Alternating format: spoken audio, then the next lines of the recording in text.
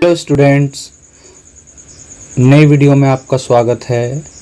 इस चैप्टर की previous video में हमने जाना था एसिड्स क्या होते हैं, उनकी केमिकल प्रॉपर्टीज क्या होती हैं, और इस वीडियो में हम जानेंगे बेस क्या होते हैं और उनकी केमिकल प्रॉपर्टीज क्या होती हैं। तो आगे बढ़ते हैं। Those substances which gives hydroxyl ion यानी कि OH minus ion on dissolving in water are called bases।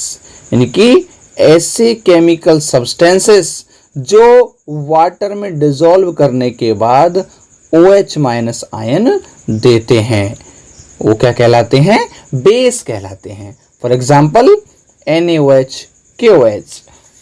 ठीक है। Bases are bitter in taste यानी कि ये स्वाद में कड़वे होते हैं। And feels soapy on touch, और जब हम इनको छू कर देखते हैं तो सोपी फील होता है। And turns red litmus solution into blue, और जो रेड लिटमस सॉल्यूशन को ब्लू में कन्वर्ट कर देते हैं। ऐसे केमिकल सब्सटेंसेस को बेस कहते हैं। जैसे NaOH का एक मॉलिक्यूल है, यहाँ पर ये वाटर में डिसॉल्व होने के बाद Na+ और OH- में टूट जाता है। और ऐसे केमिकल सब्सटेंस जो वाटर में डिसॉल्व होने के बाद OH- या हाइड्रोक्सिल आयन देते हैं बेस कहलाते हैं। ठीक है। अब हम इनकी केमिकल प्रॉपर्टीज को जानेंगे, और सबसे पहली प्रॉपर्टी है रिएक्शन विद मेटल। ठीक है।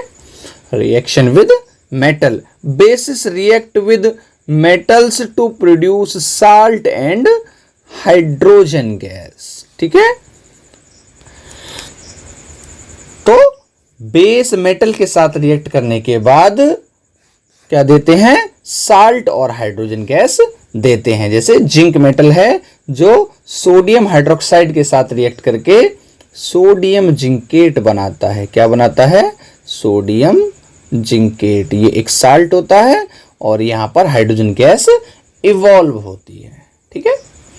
सेकंड प्रॉपर्टी है reaction with non metallic oxide, यानी कि नॉन मेटल के ऑक्साइड के साथ एसिड की reaction. Basis react non metallic oxide, और नॉन मेटेलिक ऑक्साइड का नेचर क्या होता है? एसिडिक होता है। जैसे कि प्रीवियस वीडियो में हमने जाना था मेटेलिक ऑक्साइड का नेचर बेसिक होता है और नॉन मेटेलिक ऑक्साइड का नेचर कैसा होता है? एसिडिक होता है। और जब भी एसिड बेस के साथ रिएक्ट करता है तो साल्ट और वाटर फॉर्म होते हैं। इसी रिएक्शन को आप न्यूट्रलाइजेशन रिएक्शन भी कहते हैं। ठीक है। तो यहां पर देखिए नॉन मेटल, कार्बन एक नॉन मेटल है और उसका ऑक्साइड क्या है? Carbon dioxide. और यहां पर कैल्शियम हाइड्रोक्साइड, जिसको आप स्लेक्ड लाइम भी कहते हैं। स्लेक्ड लाइम, या इसके एक्वस सॉल्यूशन को आप लाइम वाटर भी कहते हैं। लाइम वाटर, ये आपको याद रखना है। कभी कभी क्वेश्चन कैल्शियम हाइड्रोक्साइड के नाम से ना पूछ करके स्लेक्ड लाइम या लाइम वाटर के नाम से भी पूछ लेता है, जो क्या करता है कि जब भी नॉन मेटल का ऑक्साइड बेस के साथ रिएक्ट करेगा तो साल्ट और वाटर फॉर्म होते हैं। ठीक है। नेक्स्ट पढ़ते हैं reaction between acid and bases, कि जब भी when an acid reacts with a base it produces salt and water. This reaction is also known as neutralization reaction। आपने जस्ट अभी ऊपर पढ़ा है कि जब भी एसिड बेस के साथ रिएक्ट करता है तो साल्ट और वाटर बनता है। आपको इतना याद रखना है कि ये एक एक्सोथर्मिक रिएक्शन भी होती है। और एक्सोथर्मिक रिएक्शन जानने के लिए आप प्रीवियस चैप्टर के वीडियोस भी देख सकते हैं, वहां पर बढ़ाया हुआ है। एक्सो का मतलब होता है आउटसाइड, आउट, और थर्मिक का मतलब होता है हीट, यानी कि ऐसे रिएक्शंस जिनमें हीट बाहर निकलती है उनको एक्सोथर्मिक रिएक्शन कहते हैं। तो बेस जब भी एसिड से रिएक्ट करेगा साल्ट और वाटर फॉर्म होते हैं, ठीक है। तो नेक्स्ट टॉपिक पढ़ते हैं, dilution of N acid. Dilution का मतलब होता है तनुता या पतला करना, कि जब भी आप किसी कंसंट्रेटेड सॉल्यूशन के अंदर क्या करते हैं, उसको डाइल्यूट करते हैं, उसको पतला करते हैं, पानी के अंदर उसको मिक्स करते हैं, ठीक है।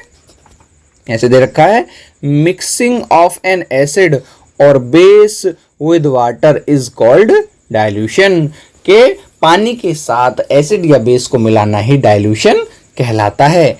It decreases the concentration of ions, यानी कि एसिड होगा तो हाइड्रोनियम आयन की कंसंट्रेशन घट जाएगी, और OH माइनस आयन होगा तो इनकी कंसंट्रेशन भी पर यूनिट वॉल्यूम के अकॉर्डिंग घट जाएगी। एंड द एसिड और base is said to be diluted, और ऐसे एसिड या बेस को फिर डाइल्यूटेड बोला जाता है, पतला बोला जाता है, ठीक है, क्योंकि वॉल्यूम इंक्रीज हो जाएगा। जब भी आप पानी में मिक्स करोगे तो वॉल्यूम क्या हो जाएगा, इंक्रीज हो जाएगा, और पर यूनिट वॉल्यूम जो आयन की कंसंट्रेशन है, जो अमाउंट है आयंस का, वो क्या हो जाएगा, डिक्रीज हो जाएगा। आपको ये याद रखना है, क्योंकि कई बार ये MCQs में पूछ लिया जाता है कि जब भी किसी एसिड या बेस को डाइल्यूट किया जाता है तो आयंस की कंसंट्रेशन पर क्या इफेक्ट पड़ता है, क्या वो इंक्रीज होती है या वो डिक्रीज होती है। तो आपको बताना है कि जब भी किसी एसिड या बेस को डाइल्यूट किया जाता है तो वहां पर आयंस की कंसंट्रेशन क्या हो जाती है, डिक्रीज हो जाती है, यानी कि कम हो जाती है, ठीक है।